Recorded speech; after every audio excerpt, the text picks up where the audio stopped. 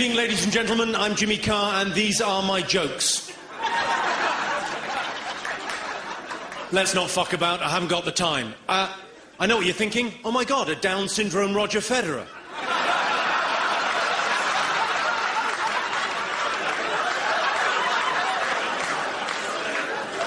People often say to me, how do you do this for a living? How do you get up in front of people you don't know and tell them jokes? It must be petrifying. Well, I'll tell you how it's done. This is the secret, and it works. If you're doing any kind of public speaking, this is how you do it. What you do is you imagine the people you're talking to are naked. It really works. A couple of quick things to remember. Firstly, don't tell the people you're talking to that's what you're doing.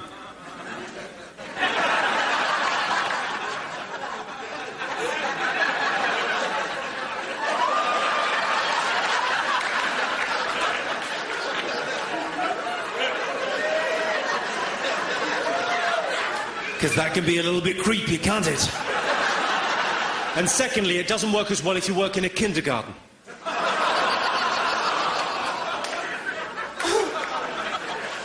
If you're young and your parents are getting divorced, it can be a very difficult time, but remember, it's not your fault.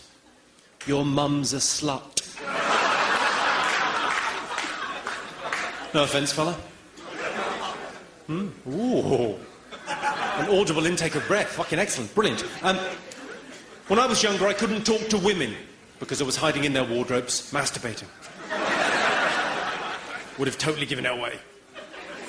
You didn't see that coming, did you? Because I was in your wardrobe. I've written a rom-com. Would you like to hear about my rom-com? I've written a romantic comedy. Yeah, I'm very popular with that. You like the rom-coms, don't you, ladies? Of course you do. I've written a romantic comedy. It's about a guy and a girl. Classic. Yeah? Initially, they hate each other. Classic. But they end up in bed together. Classic. It's called The Rapist.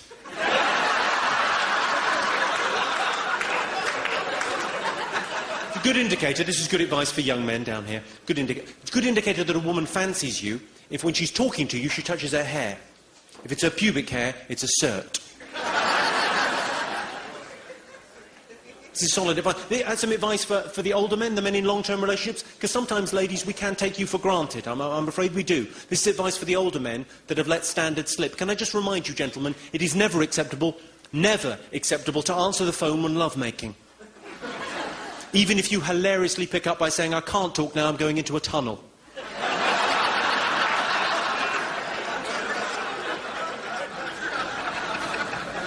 Just a bit of advice for the younger men.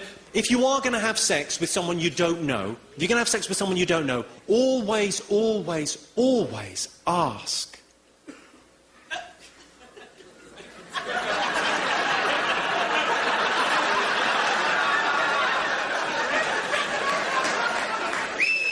Maybe things are a little bit different in Montreal.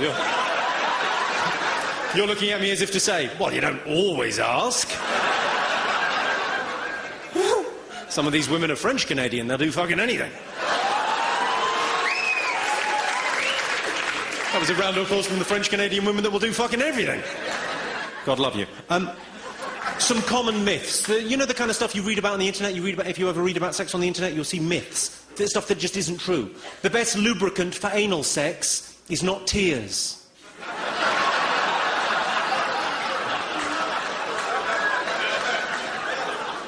It's blood.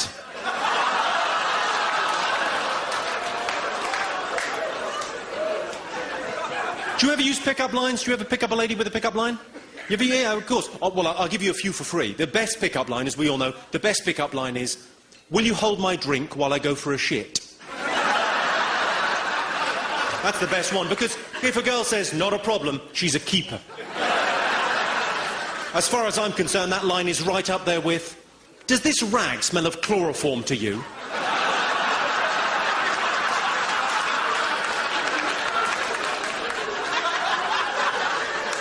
And of course, the evergreen, let's not turn this rape into a murder.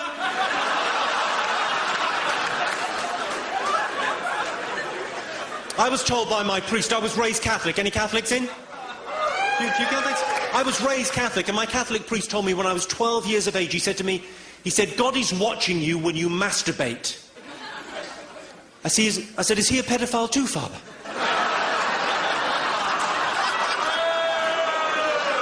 I'm joking.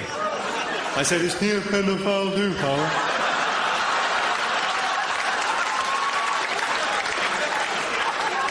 The thing that used to annoy me about church when I was growing up, the thing that used to annoy me about church was all the standing up and sitting down and kneeling. I wish you could just pick a position and fuck me.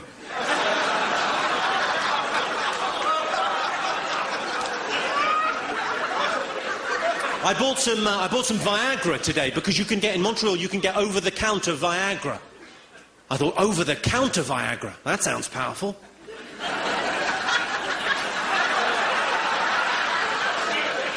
And I was reading the instructions, because it's a pharmaceutical, you have to take these things seriously. I was reading the instructions on the Viagra. It said on the instructions for Viagra, the warnings and such, it said, keep away from children. I thought, what kind of a man do they think I am? That can't maintain an erection with a child.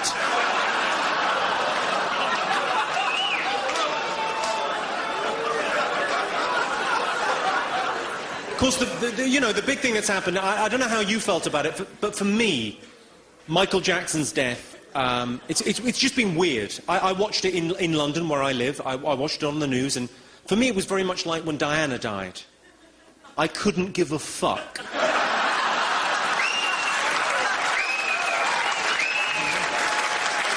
I was chatting to a guy at a party. He said, what does your girlfriend do? I said, anything but anal. I'm joking, she loves it. I've been with the same girl for 8 years, yeah? We're very happy, yeah? We're very, very happy together. We've been together 8 years and we're not married. People often ask us, they'll come up to us, if you're not married and you're in a long-term relationship, people often come up and they go, have you thought about, have you two thought about maybe, thought about, you two, thought about, thought about maybe, It's like they're trying to start a fight between us. We're perfectly happy as we are, thanks very much. So whenever anyone comes up to me and says, have you thought about... I always say, what, putting a third finger in? I could give it a go. Frankly, I don't think it's what the relationship is missing. Maybe try the shocker.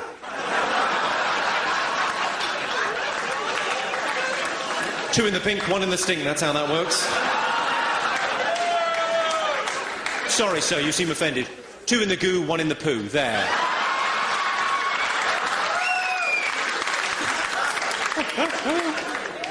Who here is in a long-term relationship? Give us a shout if you're in a long-term relationship, yes? It's great, isn't it? It's a great thing to be in. How's this for crazy, though? We've been together 8 years and my girlfriend still gets upset if I use her toothbrush. That's crazy, isn't it, when you consider how intimate we've been? And if you can tell me a better way to get dog shit out of sneakers... I'd love to fucking hear about it, because there's nothing finer. So, did that just prompt a story between you guys? You've got to tell me, what's the story? I told a joke about dog shit in sneakers, and you went, nah, you. You. He asked you what? He asked me what I said. Oh, OK, he didn't hear. Right, I'll sort this out for you. Listen. All right, don't cry. No. Mummy's little bender. Some women worry about one breast being smaller than the other, but focus on the positive. One of them is bigger.